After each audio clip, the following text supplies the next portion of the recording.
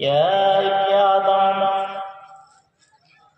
لو بلغت جنوبك وأنا السماء ثم استغفرتني فغفرت لك। হে বনি আদমের বেটারা, তোমরা কান করে শোনো, তোমাদের গুনাহ যদি জমিন থেকে আসমান ছোঁয়া ছোঁয়া হয়ে যায়, আসমানে লেগে যায়, গুনাহগুলি এমন গুনাহ হয়েছে যে জমিন থেকে আসমানে লেগে গেছে, এই পরিমাণ যদি তোমাদের গুনাহ হয়, তবুও তোমরা কখনো টেনশন করিও না, কখনো হতভাগা হয়ে যেও না। কেন? আমি রব্বুল আলামিন, আমার কাছে তোমরা দুইখানা হাত তুলে দোয়া চাও। আল্লাহ রব্বুল আলামিনের দয়া অনেক বেশি। কারণ কি, মানুষের গুনহার পরিমাণ যত, আল্লাহর রহমতের পরিমাণ তার চাইতে অনেক অনেক অনেক অনেক বেশি।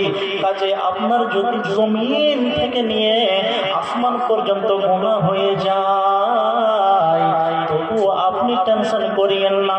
আল্লাহকে বলেন, হে রব্বে কারীম, পরওয়ারদিগার আল্লাহ, আমি এত গুনাহ করেছি, আমি এত অন্যায় করেছি, আমি এত পাপ কাজ করেছি। আল্লাহ রব্বে কারীম, তোমার রহমতের মাস রমজান মাসে আল্লাহ তোমার কাছে ফরিয়াদ জানাচ্ছি, আমার যতগুলো গুনাহ আছে মালিক রে, তুমি আমার গুনাহগুলিকে ক্ষমা করে দাও। আল্লাহ ক্ষমা করবে না? করবে। কেন?